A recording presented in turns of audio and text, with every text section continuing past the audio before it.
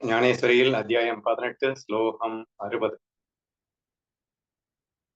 சுபாவத்துக்கு வசப்பட்டவனாகி அர்ஜுனன் யுத்தம் செய்ய போகிறான் என்று பகவான் பேசுகிறார். அதாவது நம்மளுடைய வர்ணாசிரம தர்மம் என்று சொல்லப்படுகிறது, நம்மளுடைய சுபாவம் என்று ஒன்று இருக்கிறது என்றெல்லாம் சொல்லப்படுகிறது. நம்மளுடைய சத்துவ ரஜோ தமோ குணங்களின் அடிப்படையிலே ஒவ்வொருத்தருக்கும் ஒவ்வொரு சுபாவம் என்பது ஏற்பட்டு விடுகிறது. அந்த சுபாவம் தான் நம்ம எல்லாம் அந்தந்த வேலையை செய்ய வைக்கிறது. இப்ப கண்ணன் இந்த 2வது 3வது அத்தியாயங்கள்ல ஸ்வதர்மத்தை பத்தி பேசும்போது உங்க சுபாவத்தையே நீங்க பண்ணுங்க. ஆனா அதுலயும் விருப்பு வெறுப்பு இல்லாம ஈகோ இல்லாம பண்ணுங்க. So that will be the highest எஃபிஷியன்சியோட நீங்க நல்லா இருக்கிறதுக்கு உதவும் ஏன்னா நமக்கு சொல்லி காட்டியிருந்தான். இப்ப இந்த இடத்துல அர்ஜுனன் என்ன சொல்லிட்டு இருக்கான் அப்படின்னா, நான் போர் பண்ண மாட்டேன் அப்படின்னு சொல்லிட்டு இருக்கான். So due to some kind of மோகத்தினால நான் அர்ஜுனன் ஐ மீன் நான் போர் எல்லாம் பண்ண மாட்டேன் அப்படின்னு சொல்லிட்டு இருக்கும்போது பகவான் சொல்றாரு, இல்லடா உன் சுபாவமே போர் பண்றது தானே. அதிலும் தர்ம சம்மதமான போர் ஒரு சத்திரியனுக்கு கிடைத்ததற்கு அரிதிலும் அரிதான ஒரு விஷயம்டா. அத போயிட்டு நீ மிஸ் பண்ண போறியா? மிஸ் பண்ண முடியாது. Automatic process. இதை நீ பண்ணியே தான் ஆக போற என்ற அந்த ஒரு விஷயத்தை இங்கே தெளிவுபடுத்துகிறார். அப்போ நீ என்னதான் அப்ப இதுல இருந்து என்ன புரிஞ்சுக்கணும் அப்படின்னு சொன்னா, we are driven by our own ஹேபிட்ஸ்ன்னு கூட சொல்லலாம். சுபாவம் அப்படிங்கறத நம்ம ஹேபிட் ஒரு ஒரு பழக்கத்தை நல்லா பழக்கி வச்சுட்டேங்க, அது சுபாவமாவே மாறிடுச்சு அப்படின்னா அதுதான் உங்களை டிரைவ் பண்ற மாதிரியும் இப்ப ஆயிடுச்சு. இப்போ சுபாவத்தால டிரைவ் பண்ணிட்டு இருக்கிற நீ, நான் போர் பண்ண மாட்டேன் அப்படின்னு சும்மா நாச்சுக்கும் வீம்புக்காக சொல்லிட்டு இருக்க. உன் சுபாவம் எப்படியும் அதை பண்ணத்தான் போகுது. பட் பண்ணும்போது விருப்பெருப்பு இல்லாம ஈகோ இல்லாம பண்ணிட்டேன்னா நீ கர்ம வினையில இருந்து தப்பிச்ச. இல்லைன்னா நீ அவுட் ஆயிடுவ. ஸோ பண்றது ரைட்டா தப்பாங்கிறது முக்கியம் இல்ல. உன்னுடைய சுபாவம் ஆட்டோமேட்டிக்கா போர்ன்னு வந்துட்டா பண்ணத்தான் போற. ஏன்னா போர் களத்துக்கு வந்துட்டு சத்திரியன் போர் பண்ண மாட்டேன்னு சொல்றதுல என்ன லாஜிக் இருக்கு அப்படின்றதெல்லாம் முதல்லயே கேட்டுட்டாரு. இங்க பர்டிகுலரா சொல்ல வர்றது என்னன்னா, உனது சுபாவம் உன்னை போரில் வலுவில் ஈடுபடுத்தும் அப்படிங்கிற ஒரு விஷயத்தை தான் சொல்ல வர்றாரு. இல்ல நீங்க இன்னொரு விஷயமும் புரிஞ்சுக்கணும். இப்போ அப்படின்னா என் சுபாவத்தை நான் மாற்றி அமைத்துக் கொள்ள முடியாதா? என் சுபாவமே கடைசி வரைக்கும் இருக்குமா அப்படின்னு இல்ல. இப்ப நீங்க என்ன சுபாவத்துல இருக்கீங்களோ அந்த சுபாவத்துல தான் இருக்கணும். விருப்ப வெறுப்பு இல்லாம ஈகோ இல்லாம அந்த சுபாவத்துல தான் இருக்கணும். பட் நீங்க அப்படி இருக்க எப்படி இருக்க விருப்ப வெறுப்பு இல்லாம ஈகோ இல்லாம நீங்க சுபாவத்துல இருந்தீங்கன்னா இந்த சுபாவமும் மாறும். ஆக்சுவலி என்ன சொல்றேன்னா, சத்துவ ரஜோ தமோ குணங்களின் அடிப்படையில தான் சுபாவம் உருவாகிறது அப்படின்னு சொன்னோம். அப்ப ஆட்டோமேட்டிக்கா உங்களுடைய அந்த சுபாவம் அப்படிங்கிறது நீங்க சாத்விக்கா மாறும்போது சுபாவத்தில் மாற்றம் ஏற்படலாம். அங்க நீங்க கன்ஃபியூஸ் ஆகணும்னு அவசியம் இல்ல. நீங்க புரிஞ்சுக்க வேண்டியது என்னன்னா, ஒருத்தன் ஒரு விஷயத்துல என்ன சொல்றது, உம்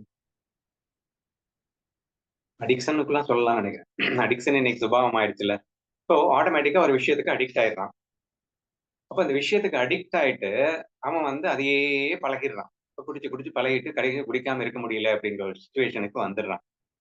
பட் இப்போ எடுத்த எடுப்புல நான் குடிக்க மாட்டேன் அப்படின்னு ஜம்ப் அப் பண்றது அப்படிங்கிறது அவ்வளவு ஈஸியா சாத்தியம் இல்ல. இது எந்த அளவுக்கு ஷூட் ஆகும் தெரியல. ஃபர்ஸ்ட் திங் என்னன்னா, உன் சுபா அதில் அப்படின்னா பண்ணும்போது அதுல நீ அடிக்ஷன்ல இருக்கன்றத புரிஞ்சுக்கிட்டு அந்த அடிக்ஷன்ல இருந்து வெளியே வர்றதுக்கு ட்ரை பண்ண. விருப்பெருப்பு இல்லாம ஈகோ இல்லாம உன் கடமையை செய் அப்படின்னு சொன்னான்.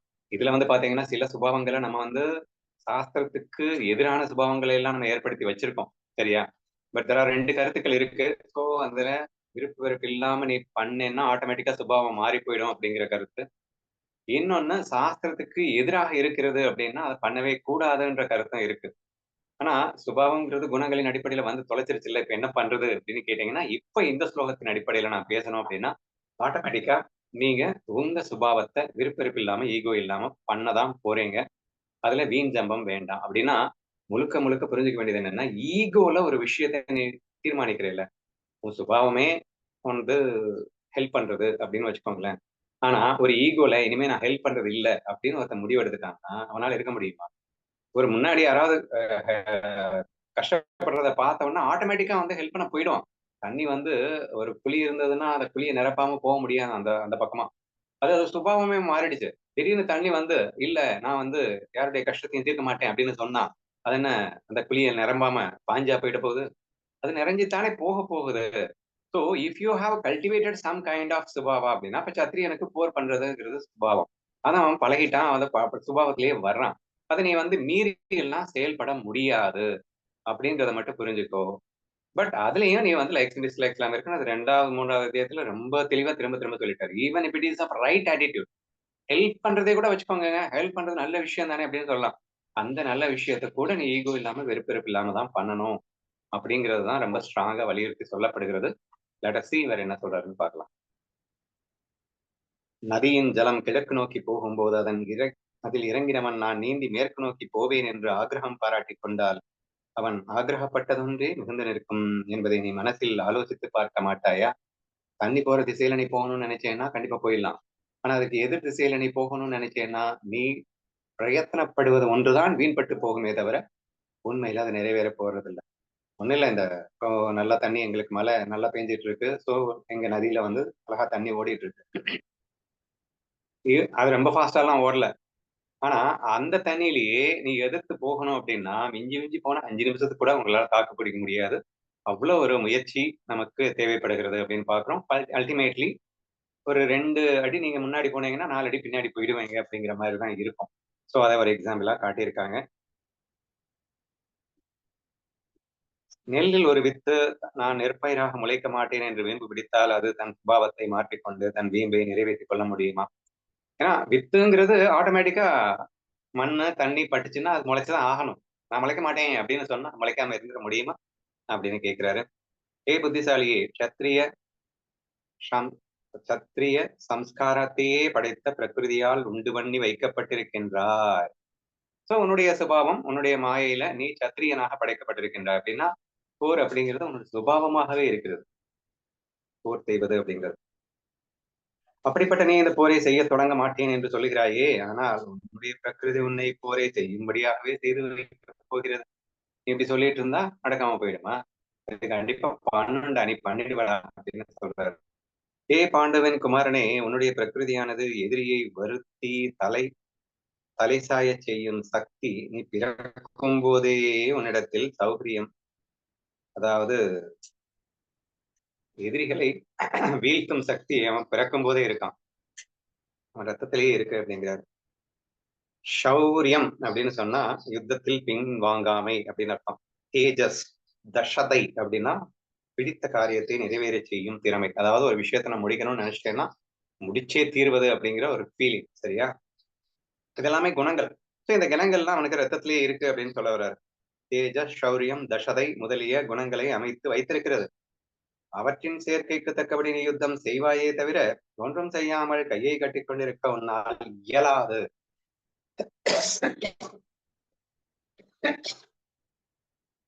என்பதை புரிந்து கொள்ளுங்கள் அப்படின்னு சொல்றாரு. அதுக்கு ஒரு எக்ஸாம்பிள் அழகா காட்டுறாரு பாருங்க.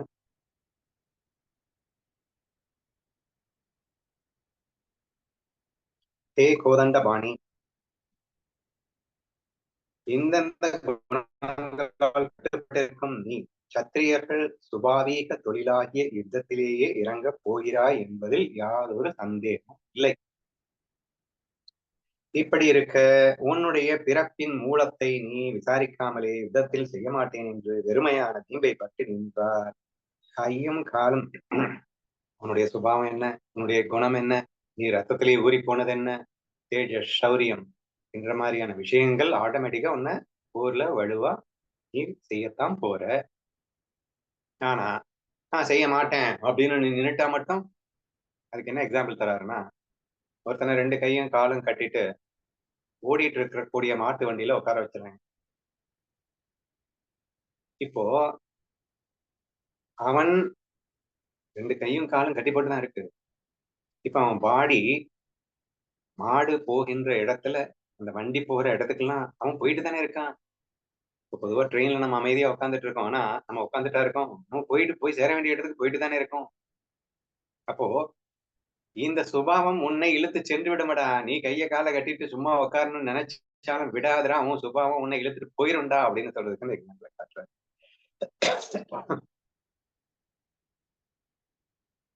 அவன் தன் புத்திபூர்வமாக கையும் காலும் கட்டப்பட்டு ரதத்தில் ஏற்றி வைக்கப்பட்டவன். அவன் தன் புத்திபூர்வம் போனாலும் அவன் விருப்பப்பட்டு தெரியாமல் போனாலும்னு அர்த்தம். புத்திபூர்வமாக தெரியாமல் போனாலும்னா அவன் விருப்பப்பட்டு தெரியாமல் போனாலும் அப்படின்னு அர்த்தம். ரதத்தில் ஏற்றப்பட்டிருப்பதால் தெற்கு விதிக்காக அலைந்து திரிவது போலே ரதம் போற திசையில அவன் போய் தானே ஆகணும், வேற வழி இல்லை. நீயாக ஒன்றும் செய்கிறதில்லை என்று திடமான வீம்பு நீ பாராட்டி இருந்த போதிலும் நீ சந்தேகமின்றி நீ யுத்தம் செய்யவே போகிறாய் அப்படின்னு ஸ்ட்ராங்கா அடிக்கிறார். இதுக்கு எக்ஸாம்பிள் மறுபடியும் காட்டுறாரு, அவன் லைஃப்லயே காட்டுறாரு பாருங்க. விராட் தேசத்து ராஜாவின் புத்திரனாகிய உத்திரன் யுத்தத்தினின்று ஓடும் போது நீ ஏன் போர் செய்ய துவக்கினாய்? அது அந்த கதையை சொல்லணுமா? அதாவது விராட் தேசம் அப்படிங்கிறது இந்த பஞ்ச பாண்டவர்கள் கதையில அவங்க 13 ஆண்டுகள் வனவாசம் போகணும், ஓராண்டு மறைந்து வாழ வேண்டும் அப்படின்றது அஞ்ஞாதவாசம்னு சொல்லுவாங்க. அதுக்கு அவங்க தேர்ந்தெடுத்த இடம் விராட் அப்படிங்கிற ஒரு தேசம். அதனுடைய மன்னனுக்கு கீழே தான் இந்த 5 பேரும் மாறு வேஷத்துல மறைஞ்சு வாழ்றாங்க. அப்போ ஒரு கட்டத்துல அர்ஜுனன் இங்கதான் இருக்கான் அப்படிங்கிறத தெரிஞ்சுக்கிட்டு அந்த தேசத்துக்கு படையெடுக்க துரியோதனன் பிளான் பண்ணி வந்துடுறான். அது முக்கியமா யாரெல்லாம் வர்றாங்கன்னா பீஷ்மர், துரோணர் எல்லாம் ஹை பீப்புள்ஸ் எல்லாம் வர்றாங்க. அங்க யாரு நம்ம விராட் மன்னனுடைய புத்திரன், அவன் பேரு உத்திரன். அவன் நான் போய் ஜெயிச்சுட்டு வரேன் அப்படின்னு சொல்லிட்டு போறான். போயிட்டு அங்க எதிரில பாக்குறான், எல்லாம் பெரிய பெரிய மலைகளா இருக்கு. ஐயோ இவ்வளவு மலைகளோட நான் எப்படி போட்டுறது அப்படின்னு அவன் பயந்து ஓட எத்தனைக்கின்றான். அந்த நேரத்துல அந்த ஓராண்டு கால அஞ்ஞாதவாசம் முடிவடைகிறது என்பதை அர்ஜுனன் உணர்கிறான். இப்ப நம்மள தெரிஞ்சுக்கிட்டாலும் பரவாயில்ல அப்படின்னு சொல்லிட்டு அவன் தன் காண்டீவத்தை ஏந்தி அவன் அந்த இடத்துல அந்த கௌரவர்களுக்கு எதிராக போர் செய்ய துவங்கினான். அல்லவர்களையும் மோகனாஸ்திரம் அப்படின்னு மோகனாஸ்திரத்தின்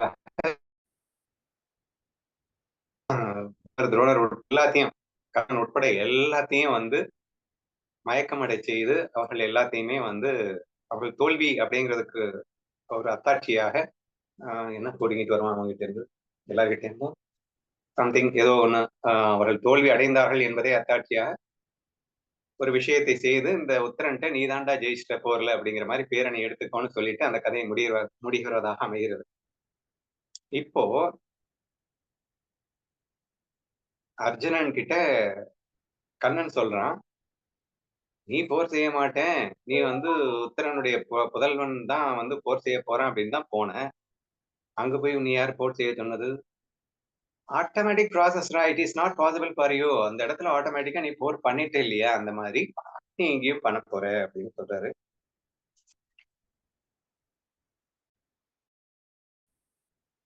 போர் தூண்டிய இப்போதும் உன்னை போர் செய்யும்படி செய்து வைக்கப் போகிறது. இந்த இடத்துல எப்படி உனக்கு நீ போர் பண்ணியோ அந்த மாதிரி இங்கேயும் பண்ண போற. மகாவீரர்களால் நடத்தப்பட்டதான 11 அக்ஷோஷினி சேனையை போர்க்களத்தில் நீ ஒண்டியாக எதிர்த்து அவர்கள் அனைவருடைய வஸ்திரங்களை உரித்துக் கொண்டு வருவது. சரியா? அவங்களுடைய ட்ரெஸ் எல்லாம் ஏன்னா மோகனாஸ்திரம் மூலியமா எல்லாரும் வாங்கிட்டாங்க. இப்ப ஈஸியா அவங்களோட ட்ரெஸ் எல்லாம் கழட்டி கொண்டு வந்தாச்சு. So it indicates that they are become an utter failure. அவர்கள் தோல்வி அடைந்ததுக்கு அது ஒரு பெரிய அத்தாட்சி. 11 அக்ஷோணி சேனையை போர்க்களத்தில் ஒண்டியாக எதிர்த்து அவர்கள் அனைவருடைய வஸ்திரங்களையும் உரித்துக் கொண்டு அவர்களை நக்னம் செய்து வைத்தாய். அப்படி உன்னை செய்து வைத்த உன்னுடைய சுபாவமே கோதண்டத்தை ஏந்தினவனே இப்போதும் உன்னை யுத்தம் செய்யும்படி செய்து வைக்க போகிறது. இப்போதும் உன்னை யுத்தம் செய்யும்படி செய்து வைக்கும். நன்றாக பார். ஒரு நோயாளி தனக்கு நோய் வேண்டும் என்று இதை பிரியத்துடன் வாங்கிக் கொள்கிறானா, அல்லது தாரித்திரியத்தின் மேல் ஆசைப்பட்டு தரித்திரன் தாரித்தியத்தை ஸ்வீகரித்துக் கொள்கிறானா? இவ்விருவர்களும் தங்கள் பூர்வ கர்மத்தின் சூக்ஷ்ம ரூபமான அதிர்ஷ்டத்துக்கு வசப்பட்டு போய் இந்த துக்கங்களை அவர்கள் ஒதுக்கி வைக்க முடியாமல் புசித்தே தீர வேண்டியதாக இருக்கிறது. அந்த அதிர்ஷ்டத்தையும் வேறு விதமாக செய்யாதபடி நியமித்துக் கொண்டிருக்கும் ஈஸ்வரனே உன்னுடைய ஹிருதயத்தில் குடிக்கொண்டிருக்கின்றார். அற்புதமான விளக்கம் கடைசியில வந்தது. 2 எக்ஸாம்பிள் காட்டினாரு. ஒண்ணு அதிர்ஷ்டஹீனன், இன்னொன்னு தரித்திரனா, ஒரு நிமிஷம் இருங்க, தாரித்திரியன் ஆசைப்பட்டிருக்கின்றானா, இன்னொன்னு நோயாளி. 2 எக்ஸாம்பிள் அற்புதமான எக்ஸாம்பிள். ஒரு நோயாளி கசப்பான மருந்துகள்லாம் நிறைய பேர் கொடுப்பாங்க, சாப்பிட்டாதான்டா குணமாகும்னு சொல்லுவாங்க. இப்போ நான் மாட்டேன் மாட்டேன் மாட்டேன்னு சொல்லிட்டா மட்டும் அவன் சாப்பிடாம இருந்துட போறானா? மாட்டேன்னு சொல்லிட்டு ஆனா சாப்பிடுவான். ஏன்னா நான் குணமாகுங்க, வேற வழி இல்லையே. So by some force you are going to do something அப்படிங்கிறது நம்ம லைஃப்ல எல்லாத்துக்குமே நடந்துகிட்டு இருக்கா இல்லையா? அந்த ஃபோர்ஸ் அப்படிங்கிறது மேபி கர்மா அப்படிங்கிற அந்த ஈஸ்வரன் அப்படின்னு கூட நீங்க வச்சுக்கலாம். சோ உன்னுடைய கர்மாவுல என்னென்ன இருக்கோ அதை நீ பண்ணித்தான் ஆகணும், பண்ணத்தான் போற. பேசாம விருப்பம் இல்லாம பண்ணிட்டு போயேன்டா என்ற ஒரு விஷயத்தை இங்கே சுட்டிக்காட்டுவதற்கு 2 எக்ஸாம்பிள். ஃபர்ஸ்ட் ஒன் வந்து மருந்து. 2வது ஒரு ஏழை, அதாவது குடிசை வீடு கூட இல்லாம ரொம்ப கஷ்டப்பட வேண்டிய ஒரு சூழல். அவன் வந்து அத சந்தோஷமா ஏத்துக்கிட்டாலும், அவன் ஏத்துக்கவே இல்லைன்னாலும் வாழ்ந்துதான் ஆகணும். வேற வழி இல்ல. Because it has created that situation. அப்போ உன்னுடைய கர்மாப்படி ஈஸ்வரன் உனக்கு இப்படித்தான் என்று நிர்ணயித்து விட்டான் அப்படின்னா, அதை மீறி நீ என்னத்த பண்ணிட முடியும்? So therefore again I am telling you, நீ வந்து இந்த போர்ல நீ போரிடத்தான் போற. உன்னுடைய கர்மாப்படி உன்னுடைய உனக்குள்ளேயும் ஈஸ்வரன் இருக்கான்ல, அவன் உன்னதான் வழி நடத்திட்டு இருக்கான். சோ அந்த ஈஸ்வரனின் வழிநடத்துதல் தான் எல்லோரும் இருக்கிறார்கள். ஆதலால் நீ போரிடத்தான் போகின்றாய் என்பதை புரிந்து கொள் என்று சொல்லி இந்த இடத்துல இந்த ஸ்லோகத்தை நிறைவு செய்கிறார். அடுத்து ஈஸ்வரன் சகல பூதங்களையும் அவற்றின் பிராப்த கர்மானுசாரமாக ஆட்டி வைக்கிறான் அப்படிங்கிற இந்த விஷயத்த டெப்தா எக்ஸ்பிளைன் பண்றார். ஏன்னா எவ்வளவோ விஷயங்கள் நமக்கு நடக்கிற விஷயங்கள் ஆகட்டும், நாம் செய்கிற விஷயங்களுக்கு நமக்கு சுதந்திரம் இருக்கு அப்படிங்கிறது என்னவோ உண்மைதான், இல்லைன்னு இல்லை. But at the same time certain things நாம செஞ்சே ஆகணும் அப்படிங்கிறது கர்மாப்படி இருந்தது அப்படின்னா அதை நாம் செய்தாக வேண்டும் என்ற ஒரு நிலையும் ஏற்படுகிறது என்ற விஷயத்தை தான் நாம் இப்போது புரிந்து கொண்டிருக்கின்றோம். அடுத்த ஸ்லோகத்துல என்ன சொல்றாருன்றதை நான்